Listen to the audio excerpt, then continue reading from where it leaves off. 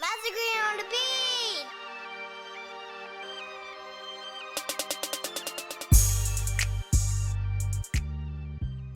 Me and Ray, we did the heels together, and Hmm. then I'm on her last project too. We did the what's the name of that song?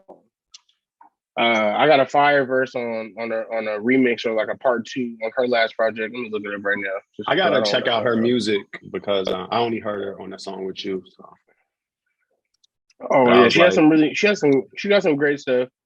We have a record actually coming out in October together called Space and Opportunity. Um, yeah, I'm on her 2021 album or EP called Handle with Care. I'm on the outro. So it's called Gentle Outro featuring Cam Gnarly. okay, Yeah, check that out when you get a chance. And that's really okay. another one of those like juxtaposition, like my ability to like take what I know about relationships and love and like put it into like a musical point. Because if you listen to the project, her whole point of view on this EP is just about like how her point of view on love and how this man is treating her and da, da, da, and I just provide the male voice real quick just to say like like you gotta meet just saying like meet me where I'm at, you know what I'm saying, like Right. I'm on guard too, these are the reason why I treat you like how I do is because of what I've gone through, but that's like my point on that is like I want people to hear that and go back to listen to my EP, which talks about my point of view on love, because I'm just like giving a little tidbit. But we got this record coming out in October called Space and Opportunity that and we actually got like I think like two or three more Okay. together. So y'all been working But together. oh yeah. Yeah. She's another from the Dino. We got more records together, but you hearing you say that inspires me to make sure that her and I continue because yeah, people really fuck with the heels, and I don't know. I just be so consistent sometimes that I don't always go back. Like Right. once You I'm done with the working. project, I kind of Right. distance myself from it. I'm like, okay, like next, like or like building the next idea. I'm already building the next idea of my next album, and I feel like the music I've been releasing tidbits here and there, like Inner Demon, Save It. I did a feature with the homegirl Elise Vox called Got It Bad. That's going crazy. I did this other song with a homegirl, Aries K, another love song. You know what I'm saying? Like a lot of love themes, because I feel like now that I did Love Really Is, I can really speak to that in records. So um, it just feels good to be getting into a bag where I'm like, I know I'm going to be releasing, but it's not right now. So now I get to just have fun and be like, oh, I made this, or hey, I made this. And I got more love songs. I got this Afrobeat vibe joint that's supposed to be coming out. It's a love song. It's called I Don't Play About You. So And it's you really just hitting your like, stride right now, and you finding your pocket in your voice like no other. yeah, just kind of just enjoying the fact that I have a voice and using Mm, it to the ability that I can, like I'm not slapping God in the face with the talents that he's given me. And I'm also honoring what I've built. Like this is hard work over many years of like writing and recording, performing, and you know, feeling like I had it, got it wrong, had to go back to the drawing board and figure it out again. And now I feel like I'm at this point where it's a personal reset since Love Really Is. And I even looked at Love Really Is like a personal reset because it didn't sound like nothing that I had put out before. Because I feel like everything up until that point to 2021 sounded like or a little, like more so like my rap stuff, my rap albums. Not, right. man's is melodic. I can't separate from that. But like what the way I'm nurturing me being melodic on Love Really Is as compared to like 333 AZ or Nirvana or any of my work before that. Like I feel like the most melodic song where I was really singing, I would probably always do like one on every album. Right. Like if I go back, like my biggest one is like Levitate. That's like a song I'm like really singing. Or the hook on like on the nine, or a song like Shorty's World or something like that. Like those songs I'm like actually singing. Or like even on 333, like there's a song called Time Is All We Have where I'm really singing and doing like tidbits and here and there and knowing like, oh, like I have this. But Love Really is really me saying like first song we singing, second song we singing, third song we singing. You know what I'm saying? Like I think I only really in my rap bag on maybe like one song on there. And even then it's melodic delivery. So Right. like I'm excited. Like I'm just overall excited because I feel confident in my voice, and I'm the kind of artist that likes to say whatever I want to say. I don't care about being the best rapper. I don't care about like being the lyrical miracle spiritual flow when like having some shit go over your But do head you care about and making the dopest, illest, most firest music? that's all I care about. That's all you care That's what I care about. about the most. All right, all All right. I care Let me about is stop you like there, bro. I want to because we coming out in a podcast like this. I'm not gonna try to edit it or nothing. So some people no, are yeah, like, we "Who's coming in talking hot. right We came in now?" hot. They're like, what are y'all talking about? Yeah, So so let me let's introduce the go back. podcast. Let me introduce you, and we'll keep it going. So we got the homie Cam Gnarly on the show today, and we just chopping it up. Welcome, bro. We Good talking morning, good music. morning. Peace, peace, We peace. talking Love, life. love. And we talking the music scene and California and just evolving, growing, building together. And with the Winlife podcast is always about personal growth, financial growth, artistic Right. development, and just honing those skills. So I've been I kind of been on the sidelines of the music scene for a few years, still making music, but more so just observing and wanting to highlight other talent. And I felt like Cam is one of the dopest artists out, period. But especially in Southern California, him and Noah James, as well as Curtis King, have been some of the artists and producers I've seen be consistent over the last, I would say, decade, and just elevate constantly. The music is improved, the packaging, the product has improved, the stage performances, everything has gotten more improved, more refined, and bigger and bigger. So I want to kind of just go inside, Cam's world, Cam's mind, and see how he's done it, how he's persevered, how he's stayed the course, and hopefully we can pull out some gems that are going to help us on our journey, whether it's music, just the money game, maybe just family life, maybe overcoming your addictions and you want to stay consistent with your meetings or whatever it may be, right? So Yeah. let's just take a moment and let's get it. Thank you for having me. Elwin, what's up, brother? What's up, bro? So before we jump into the questions, I like to give our guests a proper introduction. And stop me if I get something wrong. We can always edit it out, but I'm just going to jump in. Yeah. Cameron Grant, known to the Correct. music world as Cam Gnarly. Did I get that wrong? No, you're right. Okay. That's me. I was Yes, sir. like, they look at they here. Definitely. So Cam Gnarly, he's an artist, songwriter, and curator. He is a California native making countless contributions to the SoCal music culture. Cam Gnarly has his own unique style, yet always manages to capture the essence of hip hop with every bar and every melody. The Winlife podcast welcomes Cam Gnarly to the show. And now we can get to it. Thank you, All brother. right, bro. Thank you. So what's going on My biggest today? thing that I would take from that. What's up? Oh, what's going on today? Oh, Go for it. Whatever you Sunday want to say. morning. Well, yeah, it's a beautiful Sunday morning. I want to start off by sending prayers up to Puerto Rico. My girl's family is out there right now, and they got that Hurricane Fiona is hitting right now. So prayers to anybody over there on the island. That's really where my brain is this morning. I also want to send an RIP to my homeboy Theory, who passed away. One of the earliest freestylers that I got to be around when I was like 18, 19. He was older than me, and I always just appreciated him. He's an IE native as well, so RIP him. But just enjoy my Sunday morning, man. Just was in a reflective state this morning.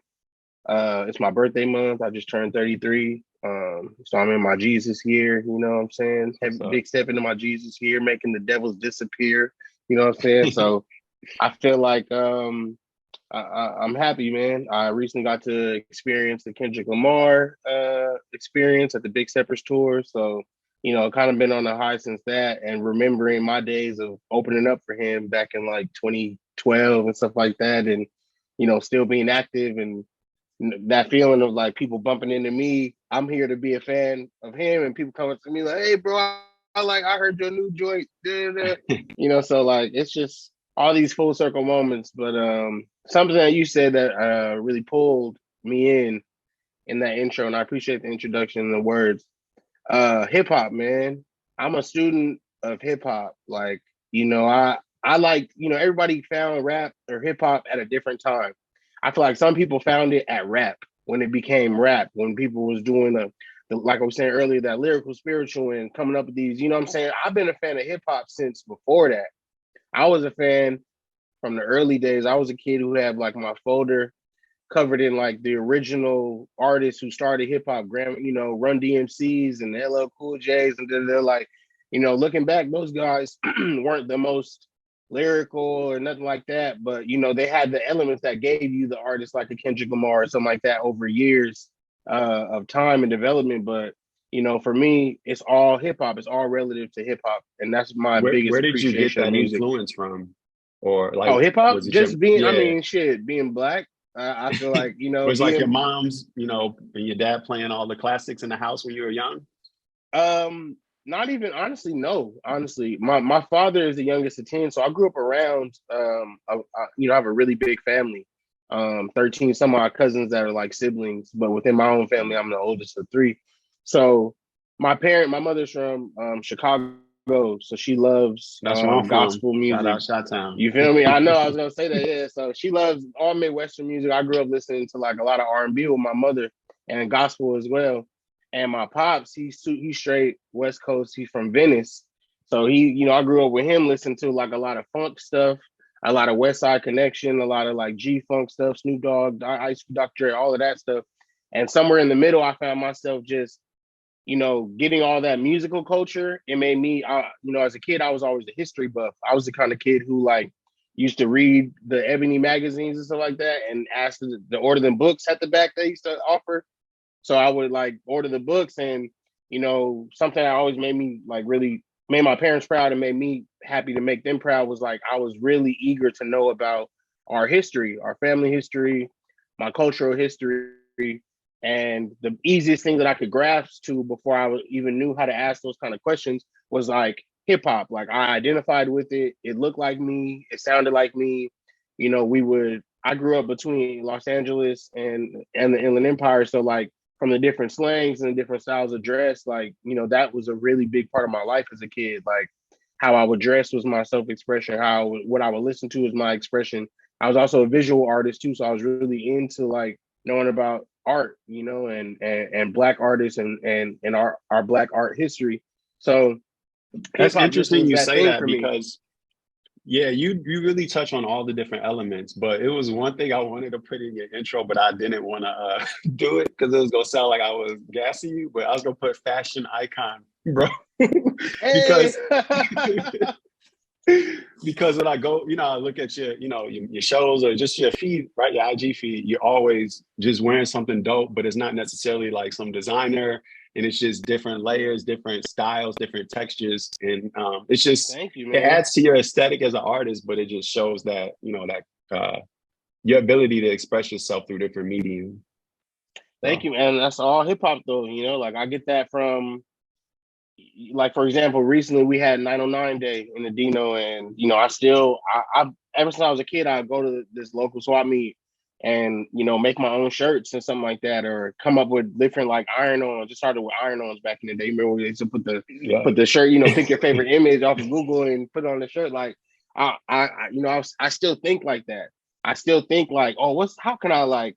I'm about to go get this is an airbrush T-shirt that I made for Juneteenth. Like it's still I still express myself in that way. And I come from a big family, but I don't come from like a whole lot of money and stuff like that. So for me, coming up with different ways to express myself and be fresh, you know what I'm saying, like really be stylish, has always been like something top tier on my checklist, especially as a bigger guy too. Growing up, like you can't be a bigger guy and be sloppy and stuff like that. So I made it a point to be, make sure that I was clean, or like the way that I express myself, like within my clothing, like that it mattered. Like I take pride in that. So I appreciate that. And it's funny that you say that too. I feel like it's crazy. My homie be saying like sometimes the shit you be saying in songs comes to you after. Cause I put out that song Inner Demons, and one of the lyrics is like, I got plenty fits. I just wear what I want because bitch, I'm confident. And now you saying that after I put that song out, it's funny to me because nobody's ever said nothing about like my style of dress. But now I received that. So thank you. I appreciate that. Do You should you have put that in design the like intro. I would have taken it. do you like put out different merch packs and stuff like that to kind of monetize Oh yeah, your yeah. designs? Yeah, Yeah. honestly, a long history with all my music. I'll do a lot of the inspo work or the illustrations for what my merch looks like or what my flyers look like. I really make a lot of my own flyers, not because honestly, because I don't like how people be making their flyers should be looking ugly, and I don't want to. I try to make people's event look better than I want it to feel like an experience. I know So how when it you goes, see bro. something, you know what I'm Yeah. saying? So like I've had homies like, damn, bro, like you just like you still be getting them grimy ass flyers, huh? But that I was able to turn that into like, into money or into like into some type of profit because now I offer those kind of services for other artists. Be like, yo, if I see what you're doing and I like it, but I don't like how it looks, I want to help you make it look good. And that's marketing, you know what I'm saying? Like that's branding, like that's the kind of stuff that I picked up like along the way kind of thing. But yeah, I definitely I like think still that's like do that. something big you hitting on because as we in a capitalistic society, so all the art is cool, all the bars and fashion, but if you poor and you're on the street, what you're gonna do with that music? We have to put it together, we have to release it, we have to You make do. it look shiny, right? So Yeah. so I think it's so important along the way as an artist. If you're not profitable yet, or you just maybe you break even with your projects. If you have skills you could provide to other artists, that's always a way to get money. Not when it doesn't just apply to just music. It can be in whatever field you're in. But Yeah. you hit on something big, like doing the graphics for them, and And there's I other don't. benefits as well that are not just like financial. When you're able to apply your eye to another person's vision, like then you're putting yourself in their network of community. You know what I'm saying? So you get to build with them. There's a lot of people that I may have not made a song with them yet, but this artist or this other guy, I like how he does his branding. I hit him up. He helped me do artwork for one of my projects. Like we're more linked in our communication than if we would have just did a record and went our separate ways. Like when you work with people and you're sharing your skill set with others, there's an ability to create community there because the more you do it, you create like a lineages of link up so people can track that back. They can follow your path and work with those artists or work within those communities. Like, and there's money to be made there, but there's also like connections to be made in that way by offering your skill set because it's all a barter system too. If you don't got bread like that, say you want to get a feature from this artist, but you can't buy his verse, you know what I'm saying? Like maybe you can Right. help in some other way. You can barter, like, oh, I'll do free design work for this. You know what I'm Or they saying? just Like rock with you because you plug their cousin with a free show slot or something. exactly that too. I didn't even get into that aspect though too. Like, making flyers came as a necessity to wanting to throw shows. So I could create a place where I could have a platform to get on stage and others that I like, and create like this night or these nights. Lately I've been doing this monthly event called Audio Dope out in the IE, and it's been going crazy. Um, but yeah, like those kind of things go hand in hand from like making flyers for people, throwing shows for people, like doing photography work for people, stuff like that. Like those things make you a part of another artist's journey and kind of give you a couple, give you a couple I, more steps on yours. Definitely. I don't know if you remember we were doing moving entertainment back in 2016 and 2017 when I was with like Mm, Callie G and Master Green, but we were throwing a lot of events, and that's what I really took away from it was giving a lot of artists opportunities, and like being in that position is, especially if you're a good person at heart and you want to see people win, when you're in that position of power, it's so much that you could do because these might be people that they want to get their voice out there, maybe they shy, or they need that platform. So mm-hmm. I think that's super dope. I wanted to ask you about throwing events and the whole show game. What have been some of the struggles you run into? How have you kind of maneuvered? I know it can be like big financial liabilities and a lot of moving pieces. If you can kind of just speak to how you put all that together and hold it down. Yeah, excuse me. In reflection, when I used to throw shows alone, You know, like I would have my homies help me work it, but I was coming out of pocket for just about everything, to paying DJs, to paying artists, or making the flyers, you know, so there's like time labored in there, buying the food and stuff like that. And I used to make it pretty simple. I remember my first events, I would order like a 50 slice piece of pizza box, like a big ass pizza box, and chop it up, you know what I'm saying, and charge $1 a slice, you know what I'm saying, at the event. So I'll get my money back. I'll probably spend 50 on that. I'll make it right back, or, you know, sell water and alcohol, figuring out different ways to like get over having a, you know, not technically selling alcohol, but I'm selling a ticket and I'm giving you alcohol. So Right. like, you know, but something, you know, as I learned from going from like throwing warehouse parties to like renting out spaces to like having residencies at like nightclubs and things like that. It all comes back to community, man. Like building with other people to take the burden off of you helps. So y'all, something I had to learn is to how to delegate. You know what I'm saying? Like I can't. You can wear every hat, but every hat is not functional at the same time. You know what I'm saying? Uh, a line that comes to mind, like, you know, when Drake is like saying like, I can't live and hold the camera. Someone got to take You gotta this. take You know what I'm this. saying? Like Yeah. you know what I'm saying? Like if you're gonna be on stage and you need content after, like, you know what I'm saying? You can't record yourself. You got to get somebody to do that for you. You know what I'm saying? Or you want to throw an event and you want to host, you got to get somebody to work the door. You know what I mean? Or you know you know, there's all these different elements that can improve your event if you take the time to delegate those jobs to people. And that's, you know, comes to the benefit of, you know, forming a team, or, you know, working within your community. If you don't have a team, you can makeshift a team based on skill set. And again, it comes back to just like how you broaden your network by doing Mm. good business with people. So that's something I really like picked up over the years of just like, you know, there's stuff that you could take on your own to do something small to start off. But as you grow and build, and as things start to get more popular, if you're successful in what you did, you know, you're going to have to start delegating this work to other people that you trust, because that's how you're going to build a brand. That's how you're going to build a company, you know, like a true business is, you know, having people that you trust and creating, you know, different jobs for different people. You know, not, you can't do everything. So that's something I Do you ever? realized. In, No, go ahead. Sorry. oh, I was no, gonna say, no, do you ever no. realize? I'm sorry. Do you ever like find yourself in a situation where you don't have the capital to make it happen, or you know you need to? You're just in a position where you don't have the resources to put it together, and then if so, how do you deal with those situations, or do you kind of more so even just turn to your network in those cases?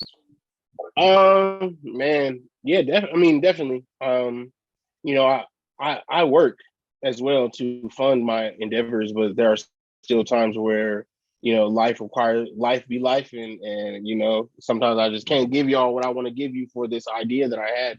But there are, you know, so I've definitely run into those kind of things, and how I deal with that. A lot of it is budgeting, you know, for the most part, but sometimes it's about, you know, trying to understand the value of what I have, and then trying to find different sponsorships is a possibility. Something that you can do Right. in like partnering with people. Be like, yo, I got this good idea, but I can't do it by myself. I don't have the capital right now, and I'm looking for investors. That's a point of view that you can approach, and you know, see what you get back off of that. Like the one that you said as well, like turn to your community, make your idea not just for you but for everyone, so that everyone can benefit off it and everyone can put in on it, and then it takes the financial burden off of you because you have people to help you do it. Um, and then the other time is just, you know, sometimes you just have to surrender to the fact that you don't have the capital for it right now. It doesn't mean that your idea isn't good. It's more so just about being patient for the tools and the things that you need to come together so that you can, you know, bring that idea into fruition. So I feel like that is probably the most important thing to remember in either way. You know, it takes patience to get patience and hard work to get people to invest in your idea and to partner with you or to sponsor it. And there's certain language that you need to understand in communicating that, you know what I'm saying? So that you know that what you're getting into. And then there's also like certain, you know, it takes patience to build a community. It takes patience to you know, have people to that you can trust to build with to bring your idea into fruition and just help you. You know what I'm saying? If nobody has the capital, all y'all just piecing up to make it happen. It takes time to find that tribe, but it all starts with patience with yourself to know, like, yo, I got a good idea. Just because I don't got the money right now to do it doesn't mean that the idea is invalid. So make sure you're writing these things down and keeping them in your mind, because I've seen too many people have a fire idea and they they do the elevator pitch and they're like, well, I got, and then we can do this and we can do this. And they get to the end of it and they're like, oh, but I don't got the money to do that. So they're like, that's what you don't want to do. You know what I'm saying? Like, don't be the person that forgot better shit than other people thought of. So like, keep that shit. Right. It's almost like you killing your own dreams. By the way. Oh yeah. I like that advice because I done forgot more shit than you ever thought of. Yeah, for real. I like that because it just seems like you're being creative on all fronts, even just on how you're gonna find the funding. And it seems like you have a lot of faith. I don't know your religious beliefs or your spiritual beliefs, but I'm just out watching from the outside, bro. And it seems like you have some internal faith, and then you're able to just place your faith, and it comes into fruition. Or I don't know. Hey man, I mean, I stay prayed up about a lot of stuff. I was raised Baptist Christian, but I definitely found myself on a spiritual journey throughout my years. But my faith in what I'm doing and my faith in myself and trusting that, my angels, my ancestors, and the universe is on my side is definitely the battery. You know what I'm saying? Not to say that the battery doesn't get low sometimes and I have to do the things to pour back into myself to build my energy back up. But, I say with all pride and sincerity that I have been blessed. You know what I'm saying? Like I have seen grace. I've been gifted. I've been delivered, removed out of situations. You know what I'm saying? Like, and throughout, I try to put it back into my music. And I was just talking to my homegirl the other day. Like, my music is my navigation through what I'm dealing with on personal levels, on spiritual levels. That's my tarot, you know what I'm saying? That's my, my dice or whatever. When voodoo, they throw the bones, you know what I'm saying? Or the reading of my poems. Like, when I throw my words out there into my music, that's me throwing the paint on the wall and deciphering what this is, or what's going on with me. You know what I'm saying? Yeah. So for me, that must be why I think I know you and shit.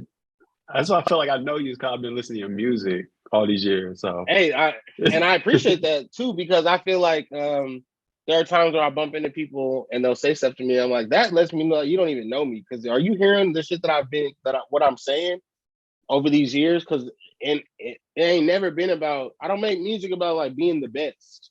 I don't make music about like talking shit or any like overt toxicity or something like that. You know what I'm saying? I like to think that my music is good for people in the sense that I'm putting into it. You could take something from it and apply it to yourself, and that's the music that I like. That's the stuff that I listen to, is the stuff that I can really see myself in. So I feel like the people who connect with it are, we're reflections of each other. We understand some of the same things and have some of the same kind of conversations, and some of the dialogue that's put into the music, is stuff that I'm picking up in conversation. You know what I'm saying? Like I like to consider myself a writer as well. So, some of the lyrics that I write are, combos that I heard in passing, or, kind of, catching the gems in communication. I'm like, oh, that's a bar right there. Right. You know what I'm saying? Like, this stuff doesn't, I'm just reflecting what I see. Right. And then, of course there's elements where I'm just like, I'm writing and, this is like rap elements, rhyming and things like that. That's right. Like an inherent thing. That's some Black cultural, the blues, you know what I'm saying? Like that's some stuff that's just in me. Those are just the conventions. So much music. Right. Yeah, you know what I'm saying? Like those are the mediums that I work within as a Black person who understands music, culture, art, history. Like that's right. Those themes are embedded in me from my family. It's stuff that I can't even really explain. It's just like, your backdrop almost. But yeah, it's just like what was given to me. I came into this. Right. But if you would have been in Nashville, you might have been a country star, You know what I'm saying? Like, exactly. Like it's but you was gonna get your voice out there, and you was gonna be expressing your mind. You were gonna be a creative, expressive person who And Who, if I look back, I always been yeah. like I What are your always been a earliest creator. memories of that? Oh man, I mean, I remember drawing a comic book with my cousins. You know, my cousins showing me like, oh, good, Cam, I drew this, and I wanted to do that. You know, I thought that was so cool. How And the old were stuff that I you? always think is cool, probably like five or Okay. four. And the stuff that I think is cool, I always like to try my hand at it. You know what I'm saying? Like I take being a fan very seriously. So like when I like something, I try it. You know, I want to try it. So my first medium was visual art. I used to love to draw. I remember having my first little comic book. I used to draw like these very simple characters. And I had like, like arms coming out the body like this kind of thing. But I had this character called Super C that was just like a superhero version of myself as a kid, and it's just like Oh, a I was big wondering what C the on his C chest. was for. I wasn't gonna say that. Not crit, yeah. A lot of people was like thought for crit, no, but I didn't, I didn't know that at that Right. time. I was just I'm being a just kid. joking. So I was like, Yeah. oh, it's me. No, I feel you though. From where I come from, people play about that shit. So, but that that kind of thing, or like being around my grandmother when I was probably like 5, 6, and my grandma, like I said, I had God bless her dead. My grandmother, she had 10 children. So all my cousins, we would be with, kind of, that big mama type mentality where we're all sitting around the table. Our parents are all at work and she's raising all of us, getting us all to school. We all eating the same top ramen every day and peanut butter and jelly sandwiches for lunch and butter toast for breakfast every day. That's what my grandmother would provide for us. And sometimes she would sing to us around the table and we would sing songs all together. And I remember this time where we were Wow. singing My Girl, and it got to my part, my cousin, I guess, and then it would get to, and I remember saying, you say, or singing that, and my whole, like, everybody all my cousins looked at me like, hey, yo, like, Oh this shit. nigga's really singing. And that was like the first time I was like, oh shit, like, seeing somebody react to me singing, and, that kind of stuff would just be with me, like those memories of singing How in the did that car make with you my feel mom. when your family reacted like that?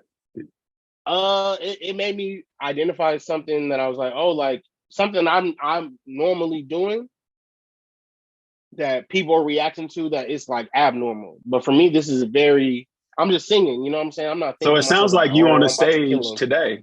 Sounds like you at Yeah, 909 Fest. yeah, basically it is like that. And I have some early memories of like a kid where people are telling me like, yo, you should do this, do this. I remember I sang I also went to a performing arts elementary school and I didn't know Mm. that. I didn't realize that until like way later on in life. My cousin was like, nigga, don't you like, you thought it was normal that we was in plays and learning piano and trumpet and, That's fire. learning how to sing and stuff like that. And I thought that was just school. You know what I'm saying? Like I thought that was Mm. regular school, but that's not everybody. That wasn't everyone's experience at that time. So, I remember I did this play that I don't even remember what the play was about really, but I had a singing role in it. And I remember my grandmother, like, she'd always be on me with my art stuff. Like, she's the first person to submit one of my drawings into a newspaper. I won $300 for drawing Sailor Moon as a kid, titties and Damn. shit, but it was funny. But I won, and my grandmother told me like, remember that drawing I submitted? You won $300. Here you go. And I'm like, wow, it's my first. I'm probably like not like I think I'm like That's your first 7 time you at the got paid time. off your art. Yeah, 7 years old. My mom took me to a adult art school when I was a kid. She used to take me, after work, and we'd be there on the nights. I graduated with an adult class, learning how to do, you know, still art and shading and stuff like that. That stuff I barely even remember that stuff, but when I draw, Mm. it's there. You know what I mean? Like, because that's what I learned. So And then somehow, your mom helped hone your skills by putting you in some good, making sure she puts you in environments where you could oh build on yeah, that. That's dope. yeah, as a from a kid, and then also I remember I from that play that I did in Fontana and IE, somebody's mom or auntie was worked for the Lion King on Broadway, and they asked me to come audition to play Simba when I was a little boy. And what was crazy, but we ended up me and my mom, we drove out to Pasadena and go to this lady's house. She had a piano in her house, and I sing I just can't wait to be king and shit like that. And she's like, oh, come audition. I didn't even go audition. Like my parents weren't like they supported what I was like, or not a matter of like supporting what I was doing because we weren't doing anything. Like it was just stuff that was happening, and they're like, "Hey, you want to go?" Like, "Hey, we'll go." You know, but Right. it wasn't conversations at home like, "Cameron, you're gonna be a."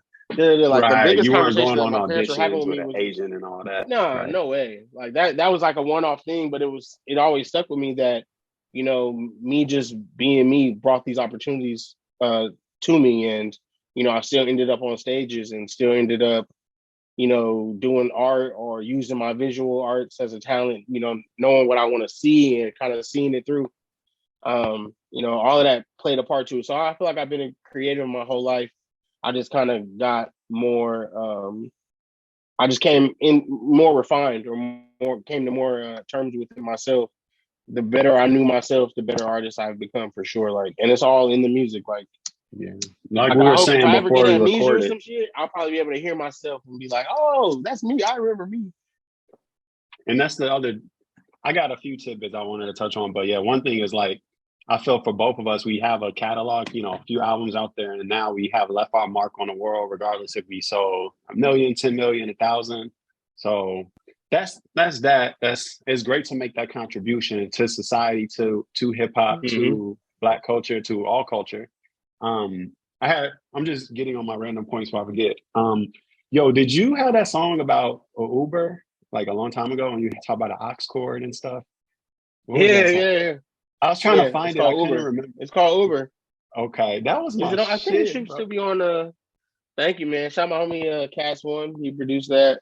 That song was very true to life at that time. I did not have much bread, and Uber had just came to the Inland Empire, and back then they used to give you 30 free rides, uh, up to like 20 miles or something like that. This is when Uber was a new company, Mm. so I was jugging that shit and You making, was finessing 30 ride. I was finessing it. I'll ride from here.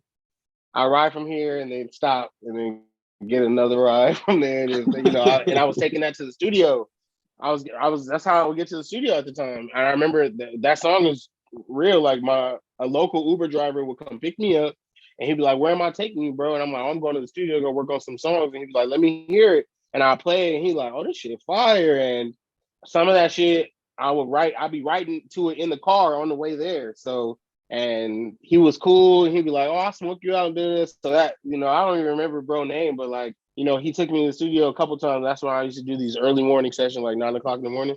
So he would come pick me up and he would smoke me out in the morning. And it got to the point where I didn't even use the app. Like I'll just text him and he'd be like, "Yeah, I got you, bro. Like, don't even trip, like, cause I'm about to go catch some rides in that area anyway." So but yeah, that song was I like think a that was very my honest I thing. think that's my introduction to you, the first song. Yeah. And it was very simple beat if I Yeah. remember, but it was just swagged out and it was Yeah, it was dope. kind of like a play on Boys in the Hood, or I think the Yeah, lyrics like cruising down the street, yeah. backseat of the Uber, kind of And we flipping that had a easy lot of E shit. songs around that time, like Valet. It was just other artists trying to do that style too. So like if you paid attention to the climate, you always do that, bro. Like what's up, what's going on in music, and you'll do it, but it's not like you copy it. It's more like a commentary on it, on Yeah, the social basically. take. But also you always pay like homage to the past in your music. So I think that's another great example. Boys in the Hood is there. It's your own swag, Yeah, but it's also like that was what was going on around that time in hip hop, them type of vibes. So, yeah, and that's how you can, I don't know, kind of like calcify yourself to that era, to that time. And, you keep doing that like Drake style, you got that legacy, right? At least hey, musically. thank you, bro. And hearing you say that makes me think about it differently, because the way I equate it is just like that's how I process the world. Like I see what's going on in front of me, and then I think about it, and then I present my take. And sometimes my take will reference what I know from the past. Kind of like when I'm having a conversation and a lyric comes to mind, and I'm like, "Oh, this is like that," or when a situation's happening and you quote a movie or something like that. Right. Like, and that's what I love about other artists' music. Like I was just talking to my girl about that in the car. Like when Kendrick will do that in his music, where he's like on that song. I think is you on To Pimp a Butterfly, and he's saying when he's saying loving you is complicated and all that, he'll say like, where was your antennas? Like that line is Cat Williams from Friday After Next when they were getting robbed, and he's like, where was your antennas when we was getting robbed and all that shit, you know? And or like when he's like on Love, when he's like work at JT, like that work at JT is from the Five Heartbeats when he like, hey, that girl over there, I'm about to go get her, and Robert Townsend's like, work at JT, like that's culture, you know what I'm saying? Like that stuff you just pick up and you keep it with you. But you don't strategically think about it. You just naturally do it. You don't. No, you don't. It's that's what I mean. It's just like bro. I had to strategically do it in my music over time because I think I'm too analytical at times. But like for me, it didn't happen as it happened.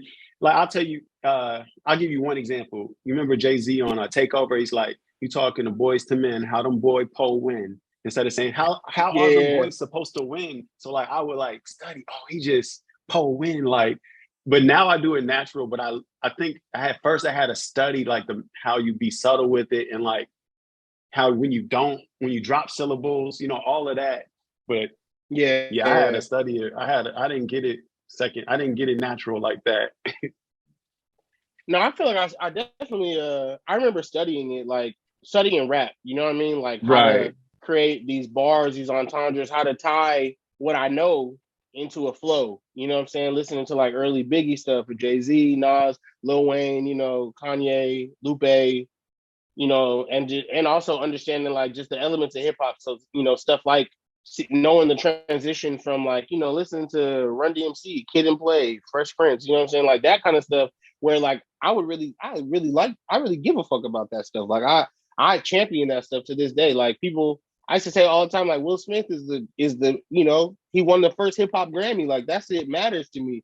Kid and Play, House Party, like those movies shape me. Still, you know what I'm saying? Like as a kid, like I still want to just, you know, get a girl and rap, you know, rap with my homies. I got it in my head. You know, dance a little bit. Yeah, like yeah, like that shit. You know, that's hip hop too. You know what I'm saying? It's not necessarily always the best bars or the da-da-da. Like sometimes it's just like who's making you feel the best. You know what I'm saying? Like and like for me, that stuff stuck with me. So like learning that, understanding that early stuff, like, you know, studying Illmatic and stuff like that. I remember like the hip hop elitists at the time telling me like, oh yeah, you got to study the greats, you know what I'm saying? So listening to that stuff and just trying to soak it in for what I know it as, you know, definitely probably played into like my ability to kind of just like do it without thinking about it.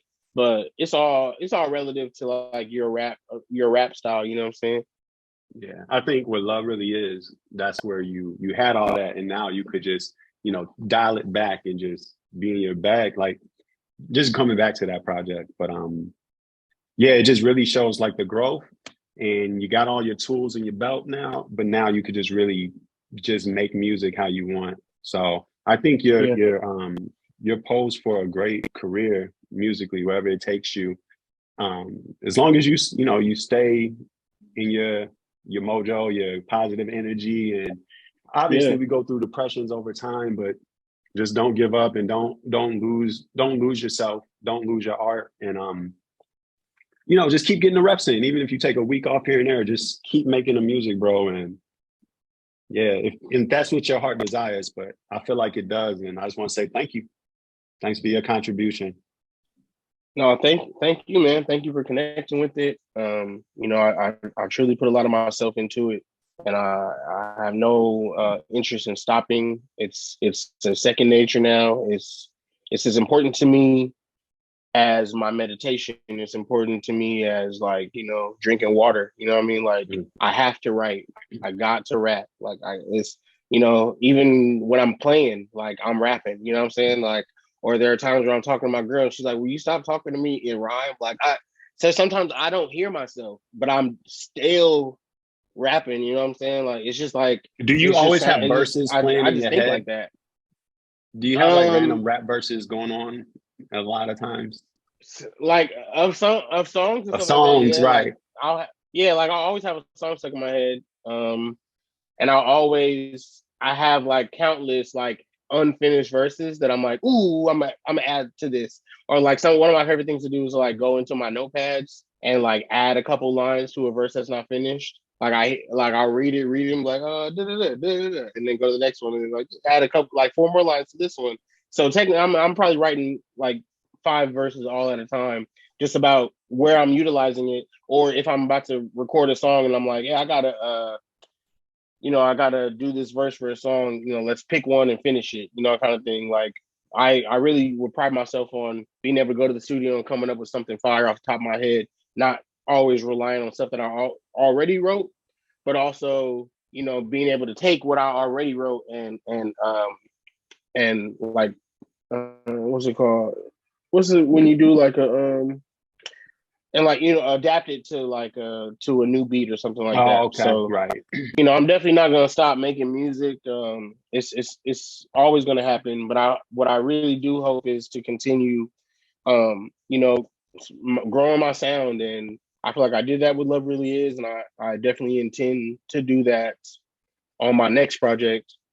And taking the same thematics and melodic and singing energy, but also like I feel like I'm at this point where there's a good chance for reintroduction as well from the people who found me from Love Really Is and hearing that. So I get to bring them back home with me and be like, yo, this is where I'm from.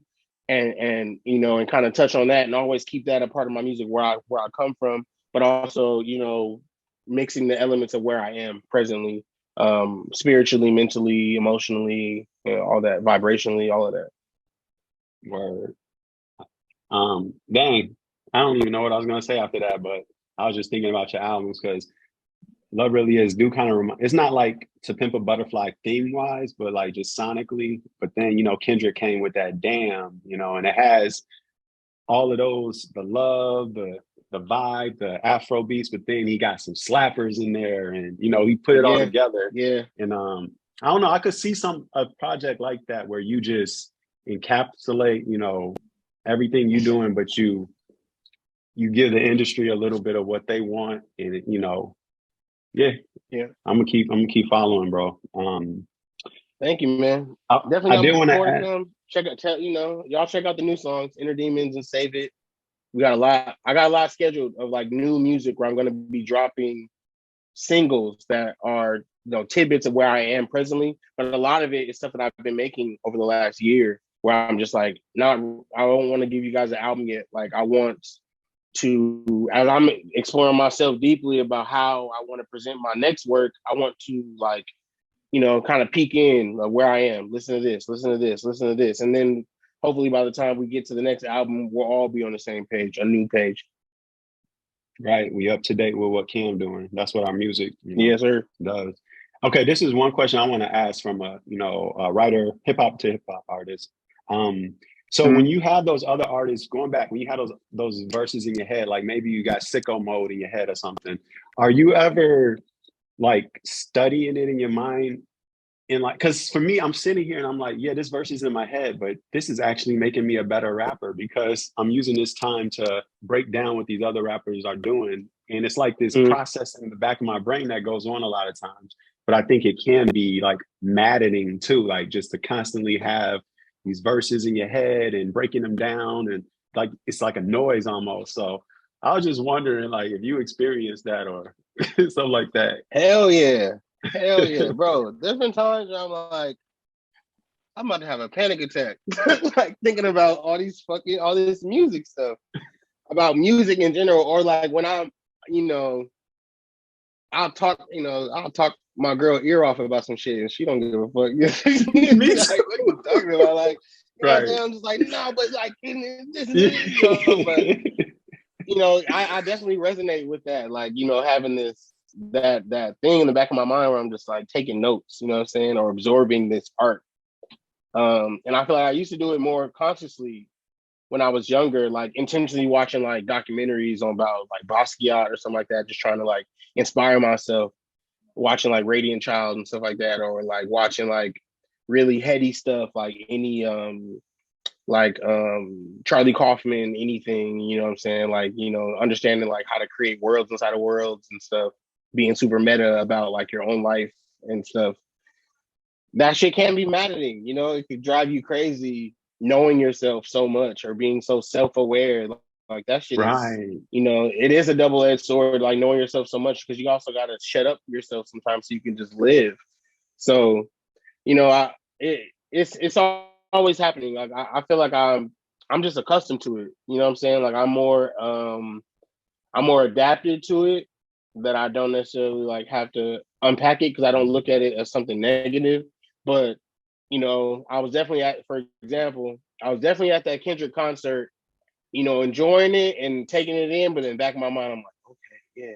Oh, and what he's also Taking doing note. is this. Oh You know what I'm yeah, saying? his Like, you rollout. know, He like sequenced all this these, like you know, this, like and these movements, like, you know, for right. example, like something I took was like, you know, I'm watching the show, but I'm like, yo, these movements that he's doing, they're not just like vibing and like that. Like all of this is a demonstration. This is choreographed. Like even the movements that you make you seem like he's just like vibing and stuff like that. Like it's all choreographed so that, you know, there's no dull moments. You know what I'm saying? Like everything is great. You know what I'm saying? There's a Right. difference between He's the mediocre and he's great. You know the what I'm saying? fucking Like, epitome, bro. Yeah. yeah, Cause he has to be going yeah. mad too So over there yeah. And to I have feel that like much that's a part detail. of it. Like, you know, if you're what comes Name to one mind genius that ain't is crazy. Kanye. Bro, why are you reading my mind? You read my mind. You read my mind. That's exactly what I was about to say. I was about to say what comes to mind is like, name one genius that ain't crazy. Right. You know, if I wasn't driving myself crazy over it, why would I give a fuck about anyone else or trying to get someone else to go crazy over it? Or Right. if I'm not holding myself to a specific standard of greatness, how can I differentiate myself from Like someone else Kobe who's just was like throwing? basketball Yeah, crazy, man. obsessed. I mean, I'm a Virgo and I'm in my season, so I have to shout out my supreme Virgos, which is Michael Jackson, Kobe Bryant, and Beyonce. There's nothing you could tell me about like if like following those I three think Nas people is a in Virgo their too. mentalities. Yes, he is. Yes, He he got the is. song Virgo, yeah. There's Yes, he is. Yes, he is. But that's what I mean. Like following these people and understanding legacy, intention, integrity, culture, representation, artistic expression, duality, being able to change, knowing how to separate yourself from your art, because all those people, you know, are learning from the way that they would navigate their own lives in reference to their art. Like, I pay attention to that, and I do like to hold myself to that standard. I don't, like I said, I don't make very boastful, braggadocious music like that. And when I do, I still feel like my self awareness is showing. You know what I'm saying? I'm not even super like. I mean, I guess I'm self conscious for sure, but not to the point that it's a hindrance. Like I feel like I've overcome that obstacle already. Of like, oh, like, you know, the inner battles and shit like that. Like I handle. That's why You I made a song definitely like Inner have with Demons. your new music, the way like I think that's what like love really is. For you to be able to do all those melodies, you had to stop being self-conscious and stop worrying Yeah, about how you sound, and or it's gonna show, it's gonna sound a little timid. But some of those exactly. melodies, they all sound comfortable, even if it's not like, oh, you can kill this note that is in your range. You're gonna find your pocket, you're gonna No, deliver it in your voice, and you're and gonna I do pull that that to from the like full an of your artist ability. like Prince or Frank Ocean or something. You know what I mean? Like Frank don't got like the wildest vocal range. You know what I'm saying? But his music and his writing is still very poignant to the emotion. You know, and you're able to make sure that you're keeping yourself on this emotional. You know, there's a music theory in that. You know, like knowing what we're talking about and for the song and what these themes are, being able to create these word webs of like, you know, what do we, you know, if the theme is love, what are the themes of love? You know, boundaries, healing, romance, sweet stuff. You know what I'm saying? Or, you know, personal love, having those heart talks with yourself, understanding what love is in general. You know, and then tying that from other things, like, you know, trying to understand how all these things come together. But it does come with that, you know, like this confidence, you know what I mean? Like, and I feel like I talk about that too in Inner Demons.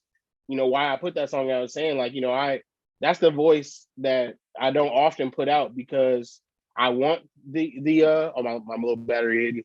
Like I want my We'll confidence wrap to it be up soon. seen. I'm gonna turn off my screen. I'll plug it in. But Okay. like I want my confidence to be seen, but I also don't want people to get it twisted either. So that's why I put out a song like Save It or like Inner Demons, where I'm talking my shit. But the point of view of it is just like, I go through these things too, but I sit down and talk with my demons. Like, I don't let them burden me, even if it's self-doubt. You know what I'm saying? Like, we'll work out the self-doubt on the song. We'll talk about it. You know what I'm saying? And that's why I made a song like Inner Demons, or an approaching music like love really is, like, because I don't care. Like, I mean, I care, but I don't care. You know what I mean? Like,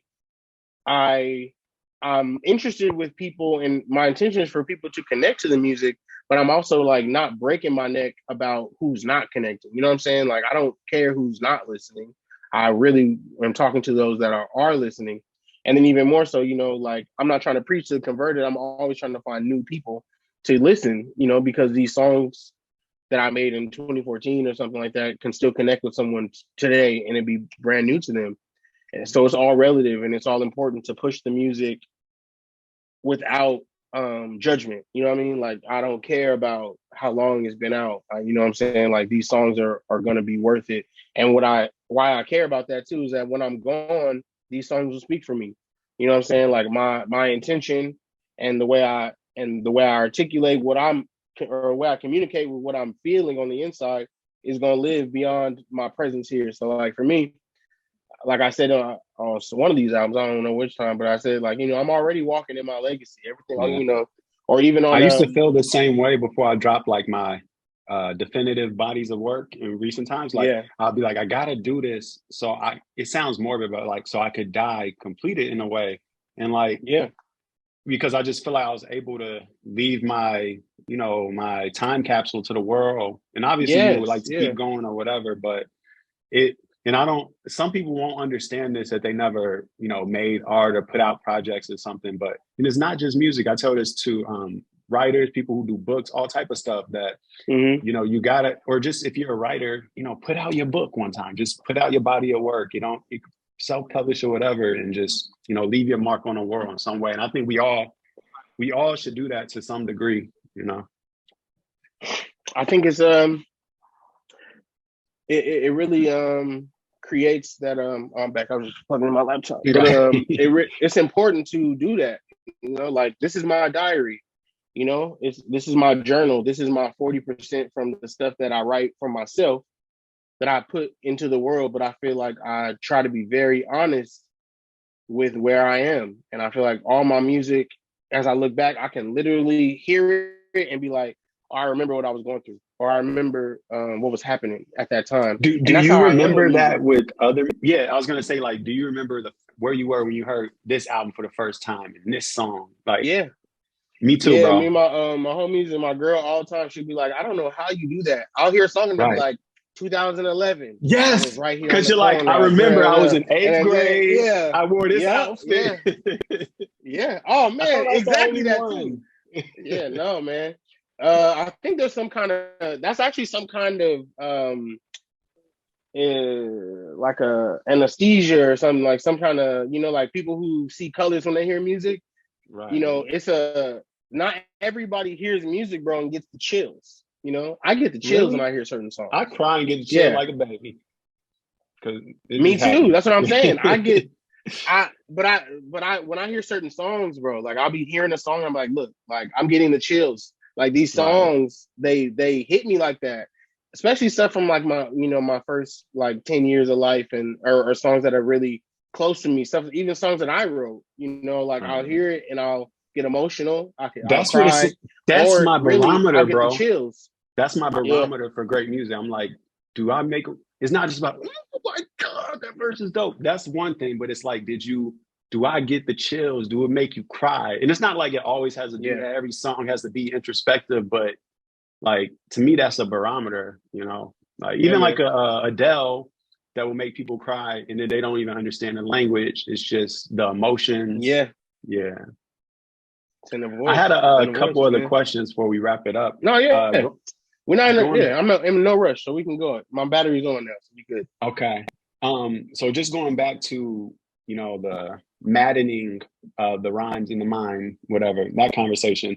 Uh what do you do anything to like slow your mind, like meditations or Do you go out in nature? Like, what do you do to bring yourself back into reality when you get too self-aware? All of that, man. I go for walks until my feet hurt. You know what I'm saying? Like I'll walk it off. You know what I mean? Or I'll write. I'll draw sometimes. Sometimes I'll just turn off too. Like it's something as simple as like not being on social media for a little while, or watching some TV. Or just playing the video game for a little while, kind of like disassociating for a little while. There's benefits in that. The art of doing nothing. But Mhm. sometimes, or I'll pour into like my plants. Like I'll water my plants a lot. Talk to them, tell it to them. While I'm missing it and telling them what I'm going through. Or what else? Talking to my family definitely grounds me or brings me back. Talking to no one sometimes too. Like I said, disassociating completely and just like not talking to nobody, not even talking to me. You know. Mhm. Um. What Just else? letting your Like thoughts go, right? yeah, meditating too, reading. I love to, I just got a new book, honestly. It's called Think Like a Monk. Um, Kind of like a flip off of Think Like a, or the, no, it's not Think Like a Monk. It's called The Way of the Monk or something like that. Kind of like the Way of the Superior Man. And so reading is something I'll do too. Like I love to read and take notes, like I read and take notes at the same time. So like I'm damn near rewriting the book while I'm reading it and shit. Like, but just so I can funnel it through my own mind. Do you use a So I remember highlighter hearing like, sometimes? yeah, I use a highlighter. Different. I literally got them right here. Okay. We getting in So depth, yeah, but see, these the little details that people will wonder, like, you know what I'm saying? no, but yeah. Yeah. Reading, a lot. I take a lot from from things that I read, or new levels of understanding that I get. My music will, go there with me. So that's really what I be on. Or meditation for sure. Like doing sound bowl. I do a sound bowl sometimes, or I'll Me do too. I'll meditate in my bedroom for a while, or just like smoking is probably like my most meditative act. Sometimes it's not even a matter of smoking it, but like the process of like Hmm. breaking something down, crushing it up, rolling it up, like all of that is meditative to me. And The then going for a ritual. walk and like just smoking and all ritualistic, man. All those things definitely keep me balance, or sometimes when I'm really need to boost my self-awareness or, disconnect, I'll fast too. Like I'll do that. Like I'll fast for 24 hours, 3 days, back when I was younger, I used to do it for like a week.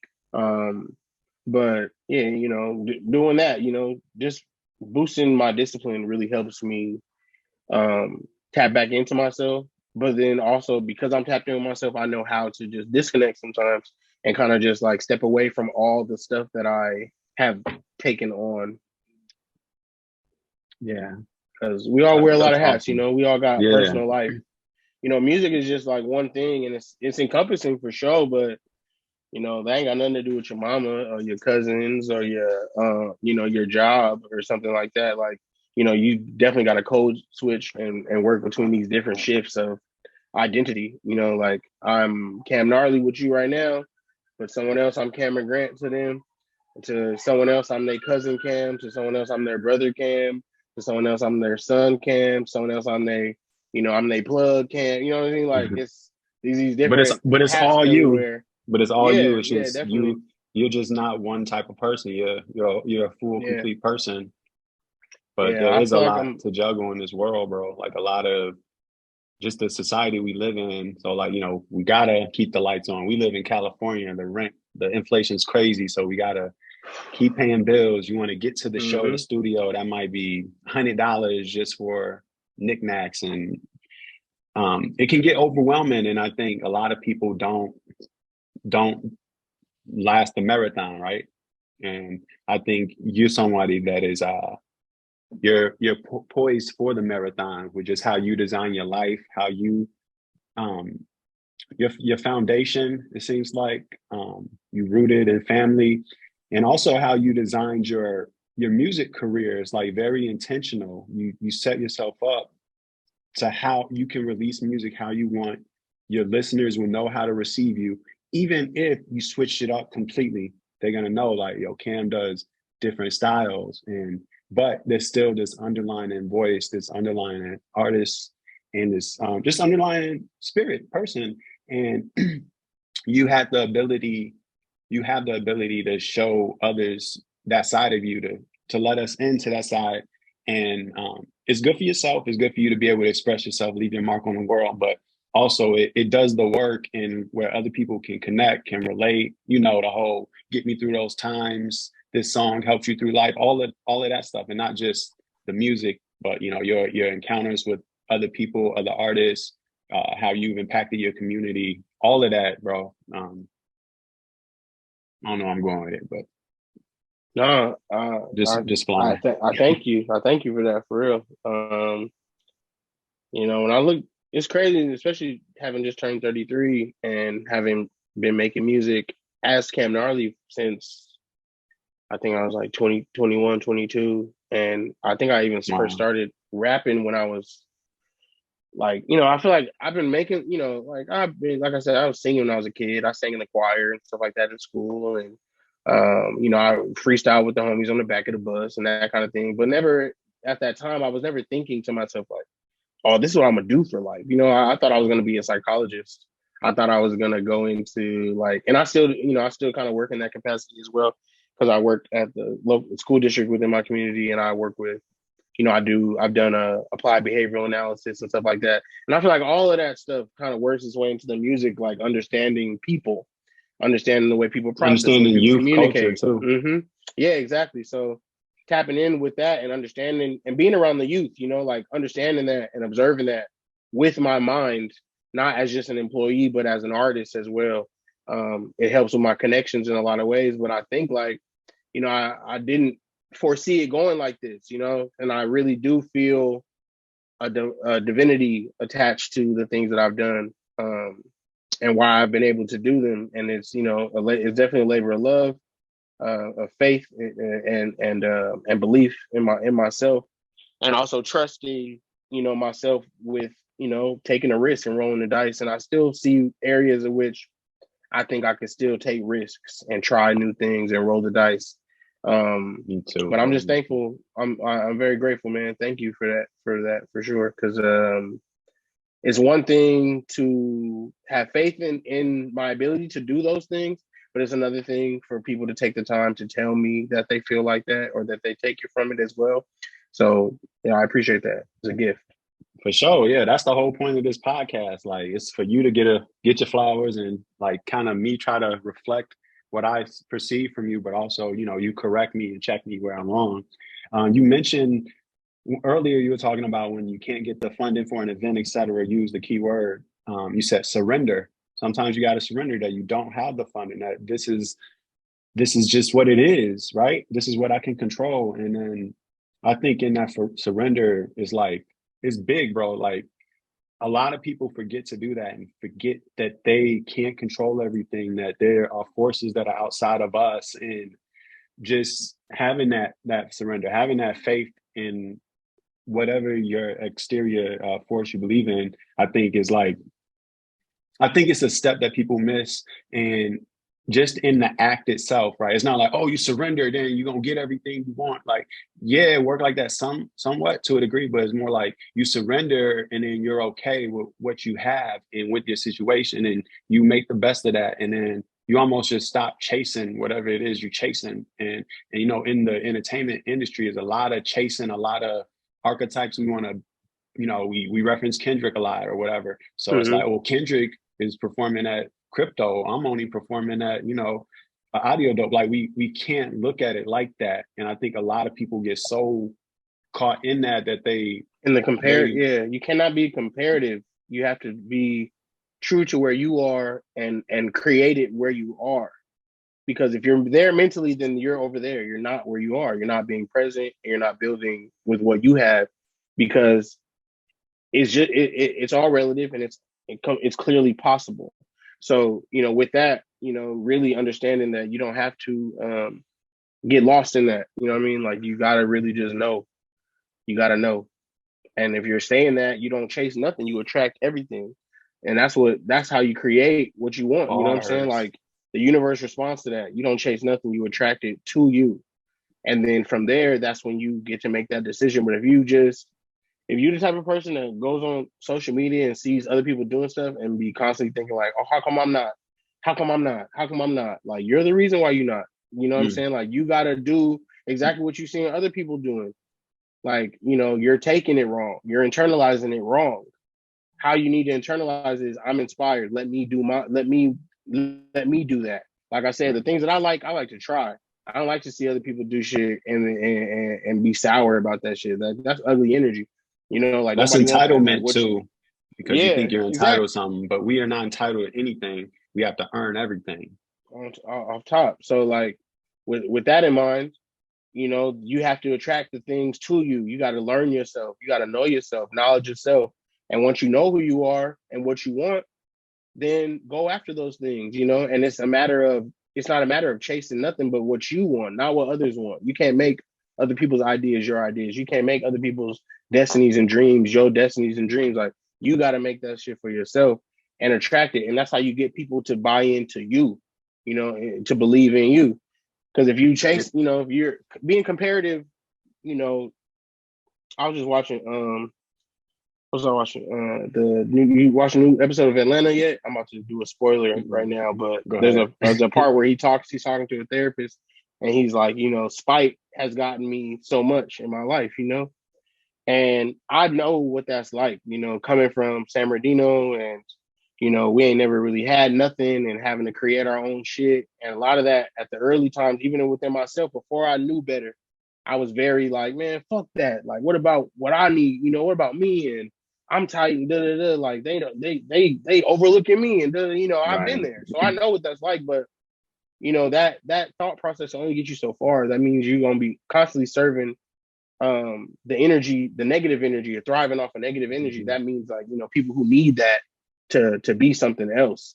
And you're constantly always giving the power to other people and then trying to pull from it, you know what I'm saying, Right. to serve yourself. But if you just keep all your eggs in your basket and believe in your basket, you don't ever got to put or draw energy from somebody else.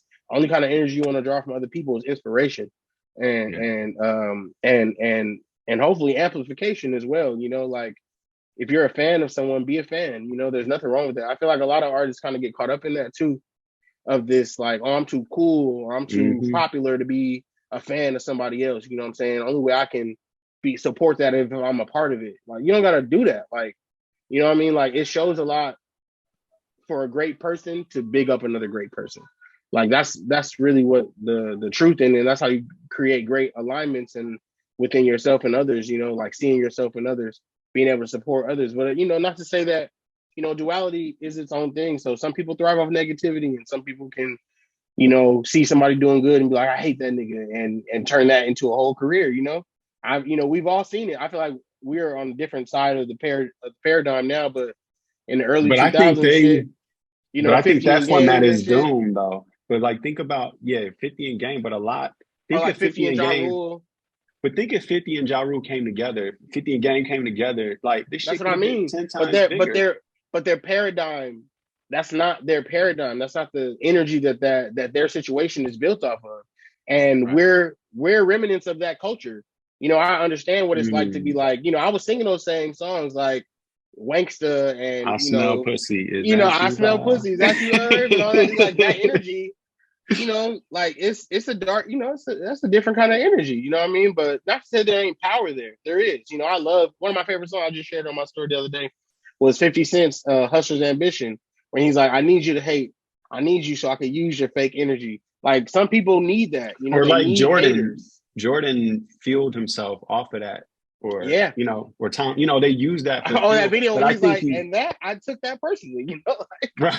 Or he when he was said, I about, don't even yeah. think I had beef with somebody. I made it up just to pump me up. But I think if you're gonna do that, you gotta be able to compartmentalize, like know Yeah. when to turn it off, or that energy will take you over. So It I think will. It that's will. my And you'll belief. You only know how can't. to live off negative. Oh, I see what you're saying. You know what I'm Right. saying? Like, you'll internalize it in that way. Like, if you don't have an adversary, you feel like you're not doing something. You know what I'm saying? You Right. need somebody. You need someone to beef with or something like that. And I feel like our culture, hip hop music, was caught in that for a long time, of just like, the East Coast, West Coast, this versus that, and them versus him We versus had him. like 10 The beef beef culture, you know what I'm saying? DVDs. Yeah, you know what I mean. Like now we've even gone to the point that we commodify the beefs of the culture and present them in a different way, like verses. And I grew up watching Gucci dissing Jeezy, you know what I'm saying? And Right, then to watch them like create a spectacle right, of that beef, it lets you know that you know though they probably do dislike each other and somebody's life was lost in the process, but they're wise enough to know that this adversarial shit we've had going on for, Jay-Z and Nas, this shit was going on for so long, it's beneficial for us. And when it's not beneficial to hate no more, then it's beneficial to love. And then right. we create a commodified moment off of that. But that's what I mean. Like energetically, it's just about what you can handle. If you can live off that shit, then do it. They do it to this day. They still actively doing it.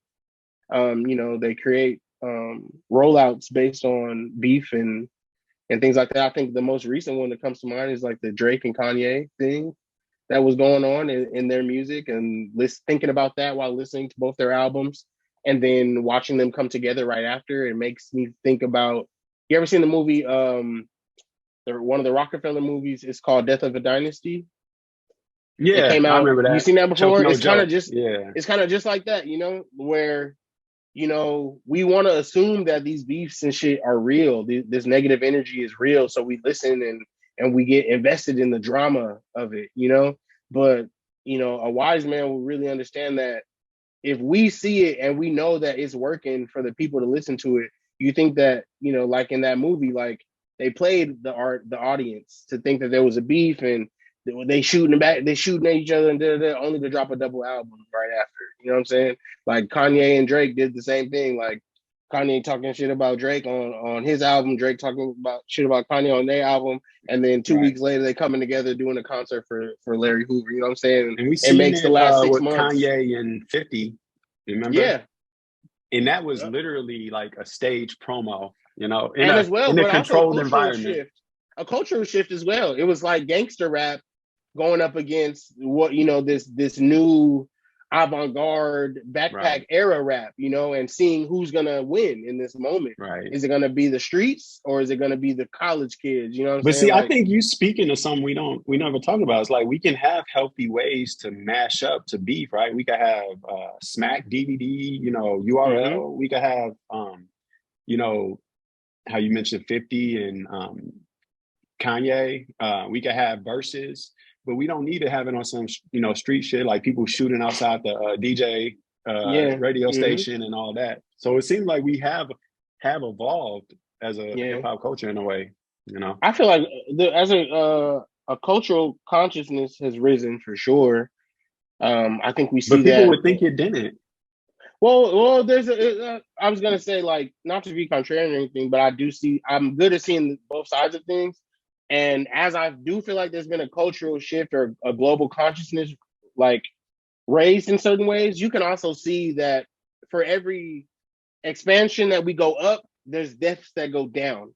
So it's like as above, so below, or Right. as so it's like for the people that we have like a woke culture, we have people who abuse that. You know what I'm saying? And or for the love culture, the community that we see that glorifies the difference or the disabled or something like that, we have people who really showing their ass. You know what I'm saying? So Like that's just a principle of reality. that's what The I mean. the It's laws all as a duality. Yeah, it's yeah. just a matter of like where the paradigm is. Are we more negative? Or are we more positive? Because it's not just, Have it'll you never be one or the other. have you studied the seven hermetic principles with I know about it on surface, but no, I haven't studied it. okay. It's But yeah, tell me. I'll tell you about it. But yeah, I learned kind of more about it now and I kind of chilled on it. But the guy Thoth or Hermes was basically he was able to essentially reincarnate into different eras and he understand all the principles of reality and he had just different laws and one was like the I'll link you to them in more detail but like as above so Okay. below, the principle of rhythm, just all these there's seven different ones and you're supposed to use them to counter each other and just so like say you're very there's always going to be a time where you're depressed, where you're up, where you're down. So in those times you want to try to just be level-headed and calm. So there's practical application, but you were talking a lot of the principles, and that's what made me think about them. No, I definitely relate to that. I talk to my homie about that all the time. We talk about life is like a bull, like a mechanical bull, in the sense that everybody's gonna ride the bull and everybody's gonna fall off the bull. It's not about how you fall off, because everyone's gonna fall off. You're either gonna get thrown off or you're gonna get off, but you're gonna get off. It's about how you ride it and your ability to find the balance between the jerks and the pushes and the pulls of it, because you don't want to be too far on one side of the bull, because that then you'll either fall off on one side or fall off on the other side. It's about keeping your balance, and I feel like that in itself is like a dichotomy of life itself. Like we're all of this is temporary, bro. So it's about creating your observations on life to figure out how to keep your balance in it. And I feel like my observation about life is the balance of it, seeing how for as good as things get, it's just as relative for as bad as things get. So it's all about, for me, just finding the good middle point and riding it out there, or staying there, or understanding how to be there, like you said, about being level-headed in those moments, so that you can keep your balance. Because if you tip too far on the scale on either side, you'll lose. And I look at that and to apply that to my music, my approach to my music, especially having themes about positivity in my music. I try not to tip the scale so much to the positive, because I'm not trying to disassociate myself from the negative.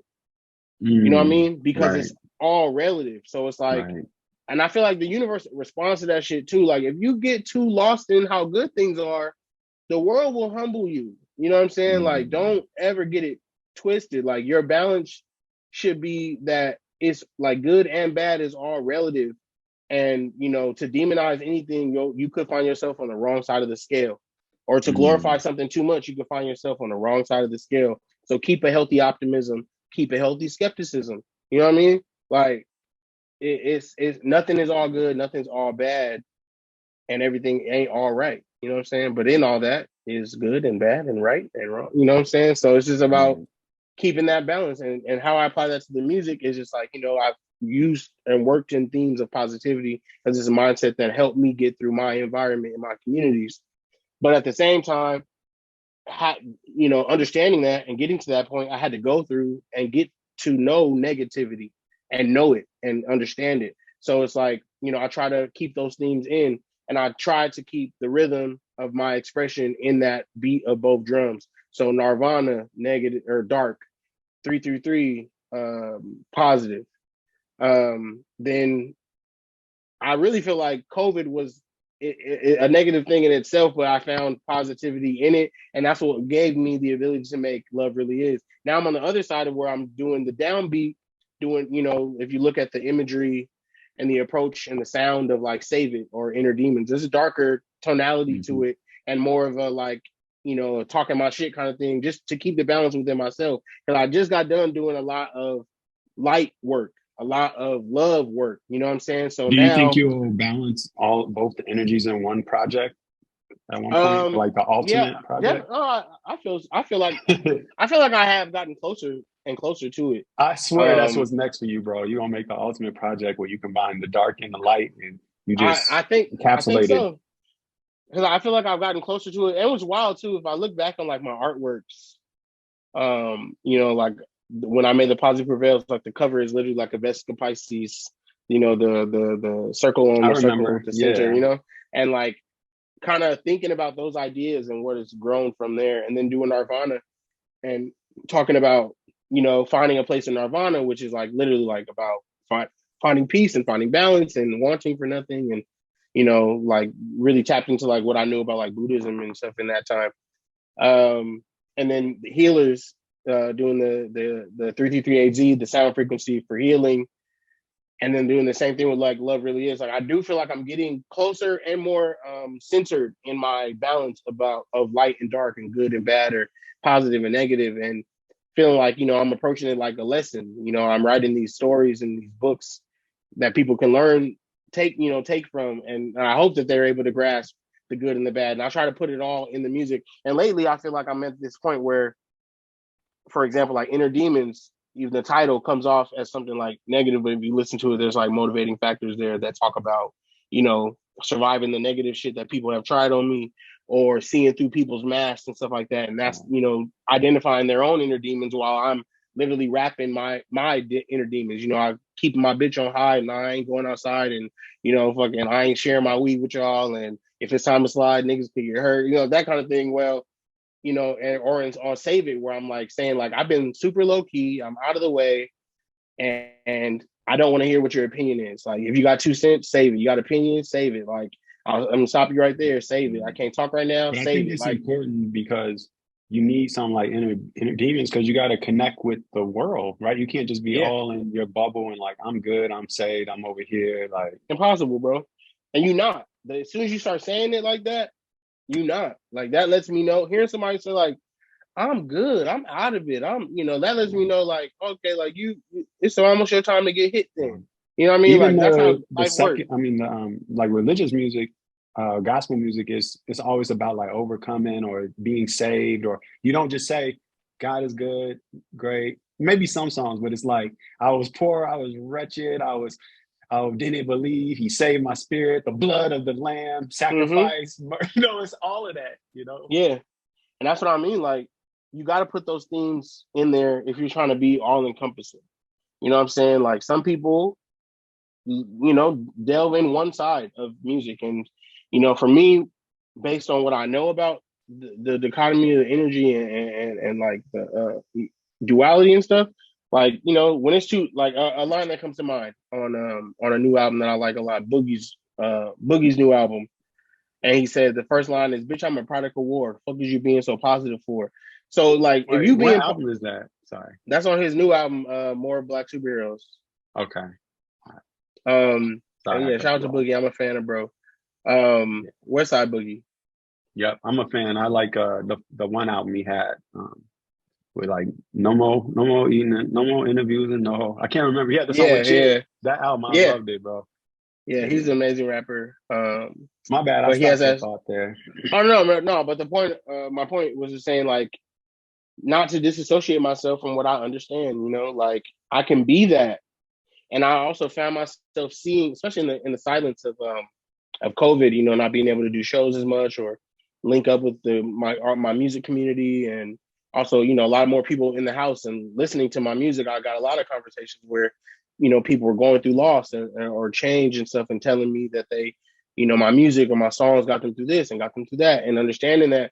But I also was seeing myself being received in only one way.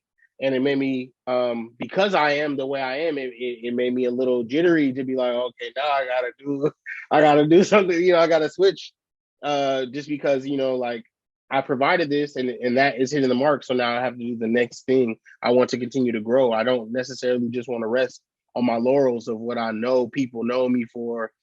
But I also want to keep that a part of it. You know what I mean? Like, I want my core values to stay while I'm still able to grow. You know what I mean? In your core base, you feel me? Yeah. Yeah. Yeah, exactly. Do Exactly. you ever just hear something like, yo, that shit is dope, I want to make a song like that, and then you go just make a song like that? But it's Hmm. yours, but Yeah, all the time. I yeah, mean, yeah. somebody used to say all the time, it was like, you know, I wouldn't, I knew so many songs and listened to so many songs so personally that I had to start writing my own. Like, I had to. Like, I would understand music so thoroughly. You know, I would listen to, you know, like early, like I would be listening to everything. I would listen to like Bob Dylan or something like that, and really listen to him, bro. I'm like, bro, this nigga is he's a rapper. Like, he's rapping. Like, this folk music is rap music, or, you know, or understanding the parallels between like a rapper doing a freestyle and listening to some like scat jazz or some, you know, like some like impromptu jazz fusion or something like that, where people just like just going crazy, like that same rhythm and tonality of change and you know, trying to come up with different styles, like that stuff is all hip hop, is all Yeah. relative to Like hip hop. Rakim said, he patterned his flow after the saxophone, and we Yeah, get a lot of our flows from Rakim sure do. because Nas studied Rakim, and then Nas gave us Exactly. and we're streets all you know, disciple, and that's yeah, disciple. Like and that's we're rock him. windows because Kanye, you know, and Kanye, I'm just a shot town nigga with a That nigga Nas with a flow. Nas flow. Another window. You know That's what I'm me, saying? bro. Another window. And then what he gave too, like Kanye encompasses a lot of artists that were his predecessors, like the tribe called Quests of the era of that day, you know, or the native tongue movement that you know that all coincides into creating an artist like a Kanye West who really takes from these artistic, eclectic, spoken word type energy, you know, knowing their history, and then you know, commodifying it into someone saying like, you know, like not just about what was the lyric like? It's more like spoken word, but he really putting it down, you know, like Wasn't like you Coke and know, Birds. It was more like yeah, spoken not word. yeah, Right. exactly. Like you know, really being able to be a voice for those people that kind of probably got lost in the shuffle of when gangster rap really took over from the late '90s into the early 2000s. So, you know, he embodied a lot of those spaces. But I'm only saying not to just only glorify Kanye, but I mean like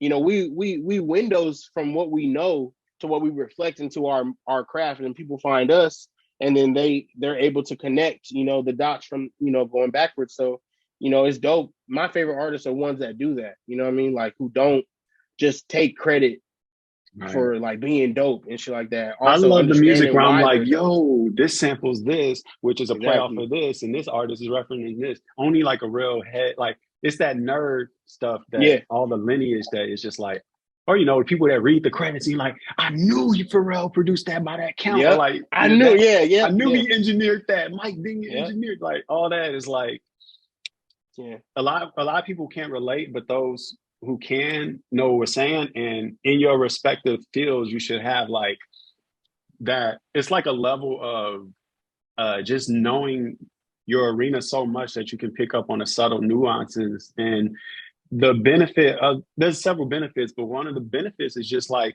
having a deep appreciation for a culture or you know a Yeah. group or and like that's fulfilling in life, and you can only get like that higher reward through like just you know the wisdom, I guess. I don't know how to encapsulate that thought, but it's something there, man. I Like we feel you. appreciate in music, and we get to experience it different than a lot of people that you know.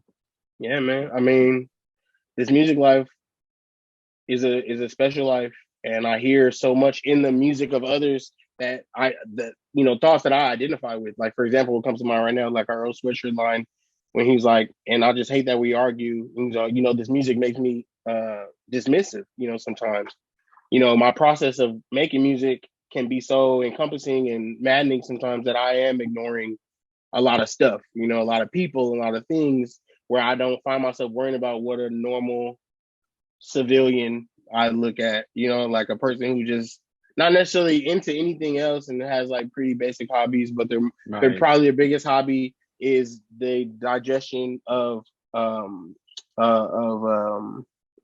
what like Liquor. gossip or Oh, huh? I Oh, said I mean liquor. that I mean that too, but I just mean like digesting media. You know what I mean? Like just Oh, okay. constantly taking in media. I feel like most people who you know, don't necessarily have like a thing that they do or something like that, you know, tend to just have like core values in family and work and creating, you know, a life for their kids and stuff like that, you know, not necessarily having the time to be trying to go after something or achieve something, you know. That's why a lot of people listen to music is to connect and feel inspired, you know, like Mm. the guy who's driving to the office listening to fucking And some we might 21 not see Savage or some that shit, you know what I'm because we're saying? on the Like other side. yeah, exactly. Like, you know, we don't know what that does for him to be able to get through his little TPS reports at his desk and shit to hear 21 Savage saying Glock on my lap every day I'm straight. You know, like he just wants to have that energy, you know, like he just want to feel that fire in his day-to-day Right. life. And I feel like we all, you know, we all can take a little something from each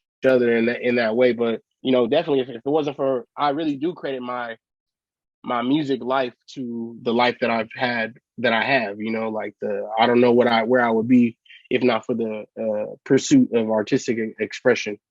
Mm. You know, I cannot call it because it's so deeply tied to everything that I do. I don't even know. Don't know where I'd be. I'm trying to think. I don't know. I don't know. Cause because so many turning points, like where I think I'm like, oh, I could have went this way, But I I don't would know. Probably definitely the need biggest one. something. Oh, go ahead. No, I was gonna say for me, my biggest one probably is when I made the decision to go to the studio instead of joining a frat in college. Mm. That for me was like a big turning point because I had my homies that I was close with in college, but but it wasn't until I really chose something else for myself.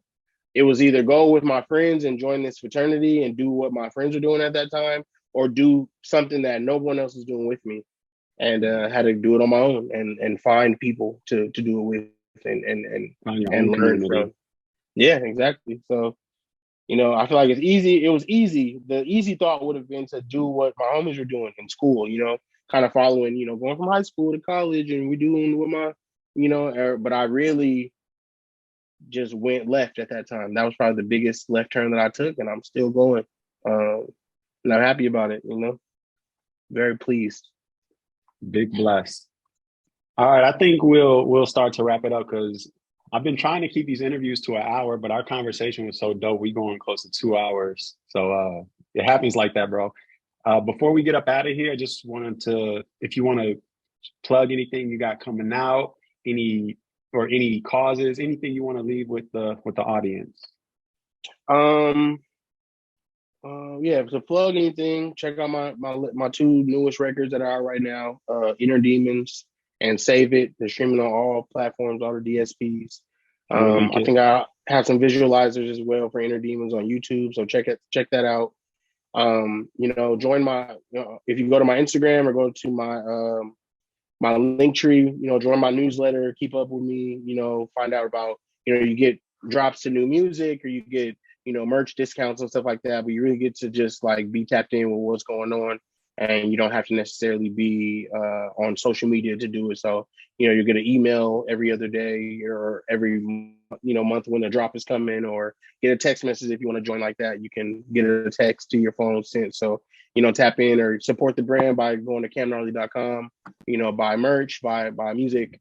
And right now, we're if you're in the Inland Empire, the greater LA area, come out to our events in Ontario. We're doing audio dope every last Friday of the month, and as well, we're also we're also just on a rollout right now. So just keep up with what's going on. A whole lot of new music on the way, new visuals on the way. I promise you that. New merch on the way, and yeah, that's the best way to stay tapped in with me.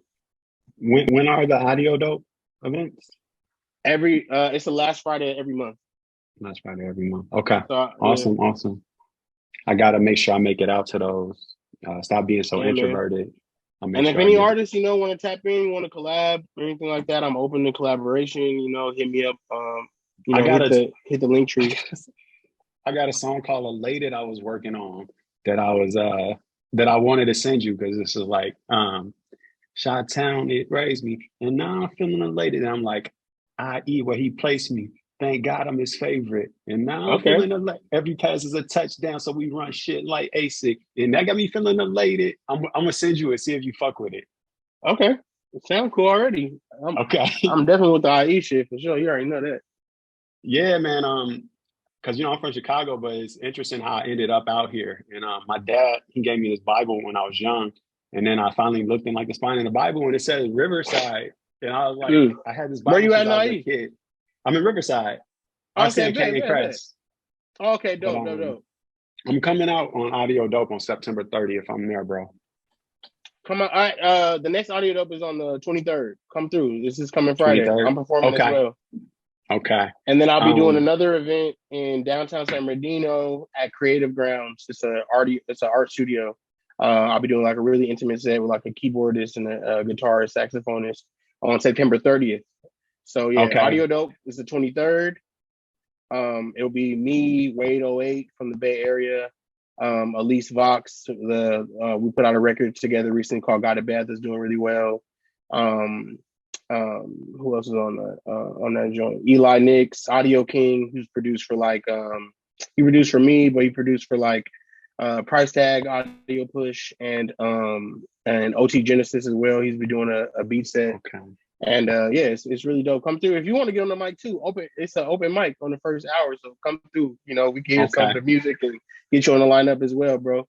Awesome. But yeah, for any artist that's hearing it and you in the greater LA or IE area, you know, the first hour of every Audio Dope is an open mic, so you can come through with a USB and, you know, perform one song. And if the crowd is fucking with it, we fucking with it, we'll get you on the lineup. Like many of our lineups are consisted of people who joined the open mic beforehand, and then as well, you know, we try to keep, you know, some of the latest and greatest artists that we know. We've had Grammy nominated producers like Jansport J, Nabi in to do sets as well. We've had IE and LA artists come through. We've had Triz, we've had Cassius Green, Waju, you know, some of our favorites from our section. It's Always getting hosted bigger by and me, bigger, Noah bro. James. Oh It's yeah, getting bigger our and 909 bigger. Day event was crazy recently. It was wild. Shout out to everybody who came out to 909 Day. Thank y'all for the support. We damn near sold out of everything, and it was our most packed event. And we definitely look at it as a byproduct of what we've been building with Audio Dope since we started in April. And yeah, it's going to continue to grow. Definitely. We got some tricks.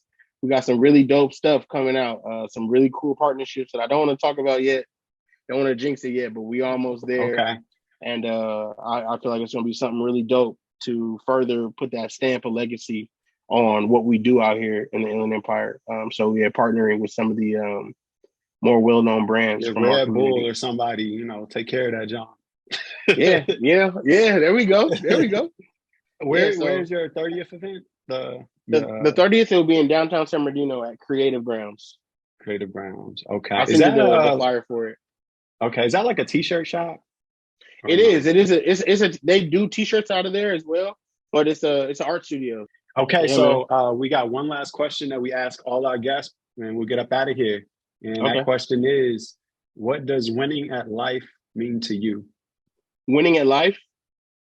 Yes, sir. Oh man, I mean, to correspond what we've been talking about, man, winning at life for me is being able to keep the balance, being able to truly be happy, but also understanding that there's work to be done and being up for the work. You know what I'm saying? On a song that isn't out yet, but it's coming, one of my themes on it is saying the same shit I'm blessed with is the same shit I'm stressed with. And, you know, I embrace that because, you know, that's what winning at life is for me, knowing that, you know, not only am I making my family proud, but I'm also there for my family when they need me. You know, not only knowing that there's love amongst those that I spend time with, but knowing that we show up for each other and we're doing the work to be there for each other as well. So, you know, to be winning at life is to be happy within myself and to be happy with the work that is mine and that only that I could do, and not feeling necessarily burdened by the things that I've taken on in life or the things that life has put on to me at the same time. So yeah, to be winning at life is to honestly just have a good balance between, you know, my health, my spirituality, my financials, my wealth, and knowing that the same things that I'm blessed with, same shit I'm stressed with, and it's all about living and maintaining. That's beautiful, man. Live and maintain. The same Yes, thing sir. I'm stressed from, the same thing I'm blessed from. I said it wrong, but that's gonna No, stick with me. no, yeah, same shit I'm blessed with, same shit I'm stressed with. Real shit. Go. Y'all hear that? Y'all hear it when it comes out. I love how we talked in rap lines for half of the convo. So that was awesome, man. It's a language. It's a language. Yep. If you know, you know. I appreciate you doing this, man. And yeah, much love, much success to you. And yeah, that's the Winlife podcast. See y'all next time, Thank you, everyone. brother. See you soon. Peace.